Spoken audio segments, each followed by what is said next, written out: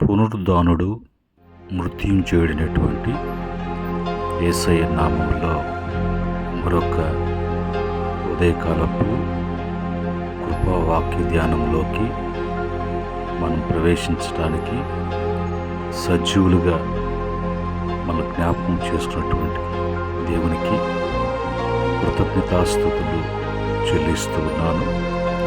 అదే రీతిగా ఈ యొక్క కృపావాక్య ధ్యానంలో పాలుపంపులు కలిగి ఉన్న బిడ్డలకును వాక్యం విని జీవితంలో అన్వయించుకొని మరి ఆస్వాదించబడటానికి ఆసక్తితో మరి వింటున్న బిడ్డలకు ప్రభు పేరట బిడ్డలకు వందనాలు. ప్రభు పేరట బిడ్డలకు శుభములు తెలియచేస్తూ ఉన్నాను. ప్రియమైన దేవుని బిడ్డలారా, ఈ సమయంలో ఉదయకాలమందు వాక్యాన్ని ధ్యానం చేద్దాం. ఈ సమయంలో కీర్తన 121 కీర్తన 8వ చరణంలో ఉన్నటువంటి మాటను చదువుకొని మాటలు ప్రభు సన్నిధిలో మనం ధ్యానం చేద్దాం. ఇక్కడ రాయబడినటువంటి మాటలు ఇది మొదలుకొని నిరంతరము నీ రాకపోకల యందు యెహోవా నిన్ను కాపాడును అనే మాట ఇక్కడ రాయబడి ఉంది. ఇక్కడ ఈ రాయబడినటువంటి మాటలు మనం చదువుకున్నటువంటి మాటలలో మరి కాపుదల అనేది కాపాడేది మనుషుడు కాదు, ఏదో బలమున్నటువంటి బలగాలున్నటువంటి ఒకవేళ సైన్యము కాదు. కాపాడటము అనేది అది ఎవరి వలన సాధ్యమంటే సృష్టికర్త అయినటువంటి దేవుని వల్లనే సాధ్యం. ఆయన బలవంతుడు, శక్తివంతుడు. ఆయనకు అసాధ్యమంటూ ఏది కూడా లేదు. ప్రభు అనేటువంటి మాట ఏంటంటే ఇది మొదలుకొని నిరంతరము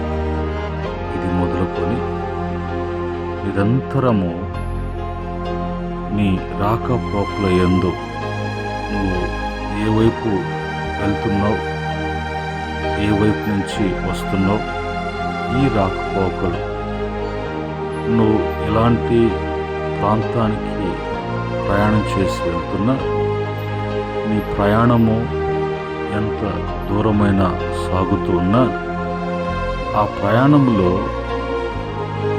నువ్వు వెళ్ళి క్షేమంగా రావాలి కదా. అలాగనే మన యొక్క ఆత్మీయ జీవితాన్ని గురించి వాక్యం చెప్పే మాట ఏంటంటే మనం కూడా ఈ లోకములో యాత్రికులముగా ఉన్నాం, ప్రయాణం చేస్తూ ఉన్నాం. ఈ ప్రయాణం ముగించుకొని తిరిగి మన గమ్యస్థానానికి మనం చేరుకోవాలి. మన గమ్యస్థానము మరి పరలోకము కనుక మనము ఆ విధంగా మనము పోల్చుకొని చూసినప్పుడు అలాగా మన యొక్క ప్రయాణాలు లేదు. ఈ లోకములో మనం చేసేటువంటి పలు ప్రాంతాల్లో ప్రయాణాలు ఏ ప్రయాణం చేసినా ఏ విధంగా రాకపోకలు జరుగుతున్నా అందులో క్షేమము, సురక్షిత, కాపుదల, భద్రత అనేది దేవుని వలనే కలుగుతుంది. దేవుని వలనే కలగాల్సిందే. కానీ అది ఒకవేళ ఉన్నటువంటి మానవుల మీద ఆధారపడి మానవ ప్రయత్నాలు ఎప్పుడు కూడా నమ్మదగినటువంటిది కాదు. ఒక మాటలో చెప్పాలంటే దేవుడు కాకుండా వేరే వాటి మీద దేని మీద ఆధారపడినా వాటన్నిటిని కూడా సృష్టించినటువంటి సృష్టికర్తని కాకుండా ఆయన సెలవు లేనిదే ఏది కూడా జరగదు అని వాక్యం చెప్తుంది. కనుక ఈరోజు మన దేవుడు మరి కాపాడేటువంటి దేవుడు. మనకు కాపుదల అనేది దేవుని వలనే కలుగుతుంది. ఈ సమయంలో మరి దేవుని యొక్క కాపుదల మనకు ఉండాలంటే, దేవునిచ్చే మనం కాపాడబడాలంటే ఏం చేయాలి అనే విషయానికి వచ్చినప్పుడు, ఈ యొక్క 121 కీర్తనలోనే ఒక 6 చరణాలలో ఈ మాటలు రాయబడ్డాయి. ఏమని రాయబడ్డాయి అంటే, మొదటిగా 121 కీర్తన మొదటి చరణంలో, పనుల తట్టు నా కన్నులు ఎత్తుచున్నాను, నాకు సహాయం ఎక్కడి నుండి వచ్చును? యెహోవా వలనే నాకు సహాయం కలుగును. ఆయన భూమి ఆకాశములను సృజించిన వాడు. 1-2 చరణాల్లో ఈ మాట రాయబడింది. ఈ మాటకి అర్థమైందంటే, పనుల తట్టు నా కన్నులెత్తుచున్నాను అంటే, నేను లోకం వైపుకి, మనుషుల వైపుకి, దేని వైపు కూడా నేను చూడలేదు. నా అవసరము తీర్చేవాడు, నా అవసరాలు తీర్చబడాలి అని అంటే నేను ఆయన వైపే చూడాలి, దేవుని వైపు చూడాలి, దేవుని మీదే ఆధారపడాలి. ఎందుకంటే సమస్తము కలుగు చేసి, ఆ కలుగు చేసిన వాటిలో మానవుణ్ణి ఉంచాడు.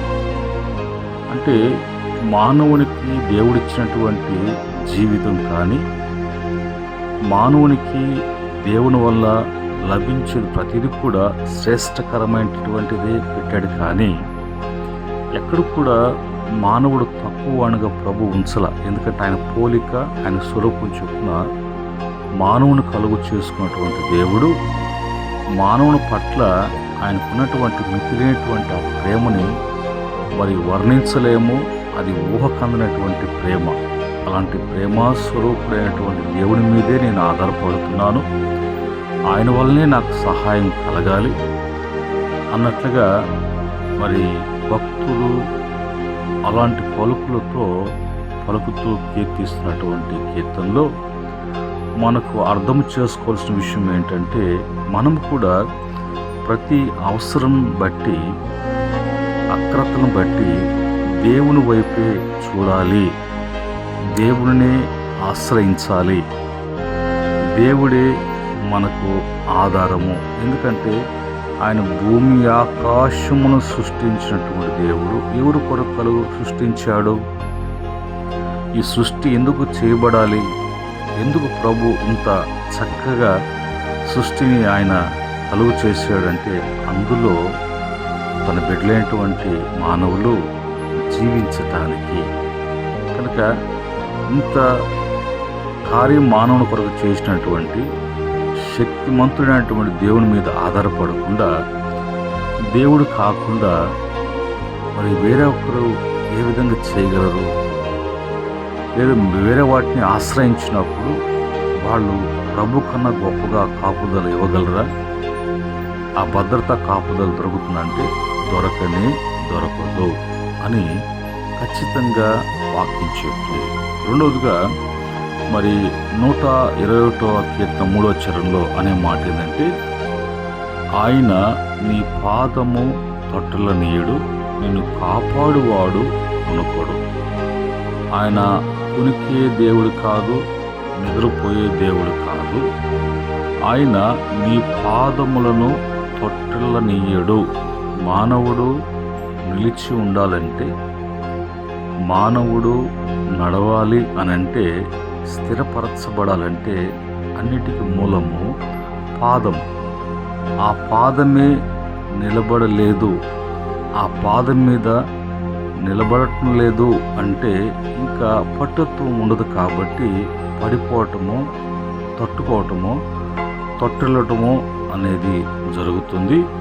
అయితే నువ్వు అలాగా తొట్టిల్లకుండా నిన్ను కాపాడేటువంటి దేవుడు నీ విషయంలో మరి కొనకుడు అంటే అజాగ్రత్త అనేది కాదు, ఆయన బాధ్యత కలిగినటువంటి దేవుడు నీ పట్ల అన్నట్లుగా. కనుక మరి పాదం విషయంలో గురించి మనం చెప్పుకున్నాం. అవన్నీ కూడా చేసేది దేవుడే అన్నట్టుగా. మూడోదికి వచ్చినప్పుడు 121 కీర్తన 4వ చరణంలో ఇశ్రాయేలును కాపాడువాడు కునకుడు నిద్రపోడు. చూడండి, కునకుడు నిద్రపోడు. ఎవరి విషయంలో అంటే ఇశ్రాయేలీలు అంటే ఎవరు వాళ్ళు అంటే దేవుని ప్రజలు. దేవుడు ఏర్పరచుకున్న, దేవుడు ఎంచుకున్న, దేవుడు ప్రతిష్ఠించుకున్న, దేవుడే నా స్వాస్యమైనటువంటి ప్రజలు అని ఎవరి గురించి అయితే చెప్తున్నారో వారే ఇశ్రాయేలు ప్రజలు. వాళ్ళు బాహ్య సంబంధంగా, మన ఆత్మ సంబంధంగా యేసుక్రీస్తు వారి యొక్క రక్తం చేత కడగబడ్డాం కాబట్టి వాళ్ళకంటే శ్రేష్ఠులుగా మనము ఆత్మ సంబంధముగా ఆయన ప్రజలముగా మనము ఎంచబడినటువంటి వారముగా ఆయన యొక్క దత్తుపుత్రములుగా మార్చబడినటువంటి వారంగా ఉన్నాం. కాబట్టి మన విషయంలో ఆయన ఎప్పుడు కూడా మరి కొనకుడు నిద్రపోడు. ఆయన బాధ్యత లేనటువంటి వాడు కాదు, లెక్క చేయనటువంటి వాడు కాదు, ఆయన తృణీకరించేటువంటి దేవుడు కాదు అనేది తెలుసుకోవాలి. ఆ తర్వాత 4వ మాటకు వచ్చినప్పుడు 121వ కీర్తన 5వ చరణంలో అక్కడ రాయబడినటువంటి మాట, యెహోవాయే నిన్ను కాపాడువాడు, నీ కుడి ప్రక్కన యెహోవా నీకు నీడగా ఉన్నాడు. ప్రభు ఎక్కడో ఉండి ఆయన సెలవివ్వట్లేదు, ఎక్కడో ఉండి నిన్ను కాపాడలేదు, కానీ ప్రభు నీ కుడి ప్రక్కన ఉండి ఆయన కాపాడుటకు, ఆయన నిన్ను నడిపించుటకు, నీ చేయి పట్టుకొని తీసుకెళ్ళటానికి ఆయన నీ కుడి పక్కనే నిలిచి ఉన్నాడు. కనుక మరి ఈ విషయంలో మరొకసారి ఆయనే కాపాడువాడు, ఆయన కాపాడేటువంటి దేవుడు ఎక్కడో లేడు, నీ కుడి ప్రక్కనే ప్రభు ఉన్నాడు. కనుక మరి ఆ యొక్క మాటకు వచ్చినప్పుడు నీకు ఆలోచన చెప్పేదను, నువ్వు నడవలసినటువంటి త్రోవను నీకు బోధించేదను అనే మాట కూడా దేవుని వాక్యం సెలవిస్తుంది. ఈ క్రమంలో మరి ప్రభు ఎక్కడో లేడు, మరి ఆయన ఆలస్యము చేసేదానికి ఆయన మనిషి కాదు, మానవ మాతృడు కాదు, ఆయన దేవుడై ఉన్నాడనే విషయాన్ని మరొకసారి వాక్యం తెలియజేస్తుంది. ఆ తర్వాత 5వదిగా వచ్చినప్పుడు 121వ కీర్తన 6వ చరణంలో అనే మాట ఏంటంటే, మరి పగులు ఎండ దెబ్బైనను నీకు తగలదు, రాత్రి వెన్నెల దెబ్బైనను నీకు తగలదు, 2 దెబ్బలు నీకు తగిలే ప్రమాదం. 2 విధాలుగా ప్రమాదం నీకుంది. ఉదయకాలము ప్రమాదం ఉంది, రాత్రి కాలము మరి ప్రమాదం ఉంది. ఇవి నీకు తగలకుండా, వాటి వలన నీకు ఎలాంటి అపాయము అనేది రాకుండా ప్రభు ఆయన నేను కాపాడుతాడు. ఆ కాపాడే దేవుడు ఎక్కడో లేడు, నీ కుడి ప్రక్కనే ఉండాలి, కుడి ప్రక్కనే ఉంటాడు. కనుక ఇప్పుడు పగలు ఏంటి ఆ దెబ్బ అంటే ఎండ దెబ్బైనను, రాత్రి ఏంటి అంటే వెన్నెల దెబ్బైనను. మరి చూడండి, కనిపించి వచ్చేటువంటి ప్రమాదాలు, కనిపించకుండా తగిలేటువంటి ప్రమాదాలు ఉన్నాయి. అది మానవుని జ్ఞానానికి అది అగోచరము, మనం గ్రహించలేము. శత్రువు యొక్క దాడి, శత్రువుల వలన వచ్చే ప్రమాదాలు అవి ఏ విధంగా వస్తాయో మనకు తెలియదు. అది పగులు వస్తుందో రాత్రి వస్తుందో, మొత్తానికి మరి వాటిని ఆత్మ సంబంధంగా పోల్చుకున్నప్పుడు మరి అలాగా వాళ్ళ యొక్క ప్రమాదం మనకు ఉంది అని మనము తెలుసుకోలేనటువంటి పరిస్థితుల్లో ఉన్నా, కుడి ప్రక్కన ఉన్నటువంటి దేవుడు అవి నీకు తగలకుండా ఆయన నిన్ను కాపాడేటువంటి దేవుడిగా ఉన్నాడు. తర్వాత మరి 6వ మాటగా ఇదే కీర్తనలో 120వ కీర్తన 7వ చరణం అంటాడు, ఏ అపాయము రాకుండా యెహోవా నిన్ను కాపాడును, ఆయన నీ ప్రాణమును కాపాడును. నీ ప్రాణానికి కాపుదల ఉన్నది. మరి ఆయన నిన్ను కాపాడటంలో ఎలాంటి అపాయము అనేది నీకు రాకుండా, ఎలాంటి అపాయము అనేది కొంచెం ఉన్నా అవి ఏవి కూడా నీకు హాని కలపెట్టకుండా, వాటి వలన నీకు నష్టము అనేది కలగకుండా, ఒకవేళ అది ప్రాణం మీదకి వచ్చినా, అది మరి జీవితం మీదకి వచ్చినా, కుటుంబం మీదకి వచ్చినా, అది ప్రాంతానికి వచ్చినా, ఏ ప్రదేశంలో వచ్చినా, అన్నిట్లో నుంచి కూడా ఆయన కాపాడేటువంటి దేవుడిగా ఉన్నాడు. అయితే మనము ఆయన కాపాడాలి, నిరంతరము కాపాడాలి, రాకపోకలందు కాపాడాలి. ఏ విధము చేతనైనా సరే దేవుని కాపుదల అనేది మరి భూమి మీద మానవునికి ఎంతో అవసరము. ఆయన ఒక్కడే కాపాడేటువంటి దేవుడు అనేది ఖచ్చితంగా మనం కన్ఫామ్ చేసుకోవాలి. ఇప్పుడు ఇందును బట్టి మనకి ఏమర్థం కావాలంటే, మనము ప్రతి అవసరానికి దేవుని వైపు చూడాలి. మనకు కావలసిన ప్రతిదీ కూడా ఆయన మీద ఆధారపడాలి. ఆయన్ని ఆశ్రయించకుండా, ఆయన మీద ఆధారపడకుండా, ఆయన వైపు చూడకుండా, ఆయన అడగకుండా సొంత ప్రయత్నాలు చేయటానికి, సొంత ఆలోచన కలిగి ఉండటానికి, స్వబుద్ధిని ఆధారంగా చేసుకొని ఏదో చేయాలని మానవ ప్రయత్నాలు కానీ చేస్తే దాంట్లో ఏది కూడా విజయము అనేది కలగదు. దేంట్లో కూడా జయము అనేది చూడలేవు అనేది ఉదయకాలపు కృపావాక్య ధ్యానములో మనం తెలుసుకున్నాం. కనుక ఈ మాటలను బట్టి ఇంకా దేవుడే నేను కాపాడువాడు అని ఒకవేళ కొన్ని మాటలు చూస్తే,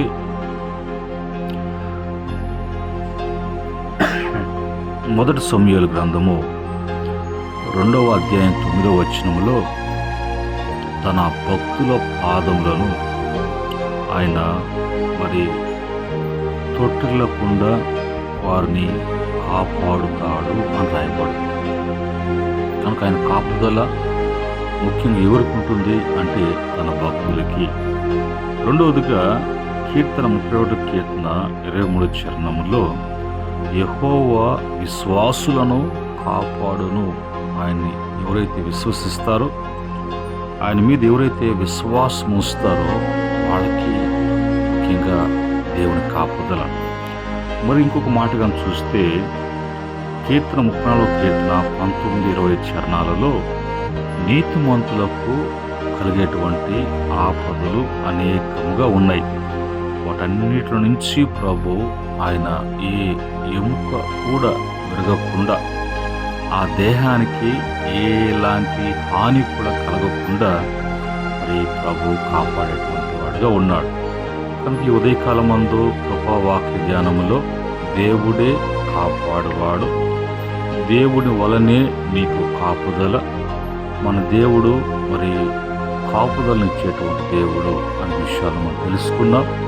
ఈ మాటలను బట్టి మనం ప్రభు సన్నిధిలో ఈరోజు మనము ఎవరి మీద ఆధారపడుతున్నాం, ఎవరిని ఆశ్రయిస్తున్నాం, ఎవరిని ఆధారంగా చేసుకుంటున్నాం, మనకున్నటువంటి ప్రతి సమస్యను మరి ఎవరి వద్దకు తీసుకుని వస్తున్నాం, మనకు కావలసినటువంటి అవసరతలన్నీ కూడా ఎవరి వలన మనకు అది అవసరతలు తీర్చబడాలని ఎవరి వైపు చూస్తున్నావు అని ఒకసారి పరీక్షించుకొని, పరిశోధించుకొని కరెక్ట్ కాకపోతే కరెక్ట్ చేసుకోవడానికి ఈ కృపావాక్యము మీ జీవితాలలో కార్యాలు జరిగించునుగాక. ఆమేన్. ప్రేమగల తండ్రి, పరిశుద్ధుడా మీకు వందనాలు. మీ యొక్క పరిశుద్ధమైనటువంటి ఉదయకాలపు కృపా గడియలలో మేము ఉన్నాం.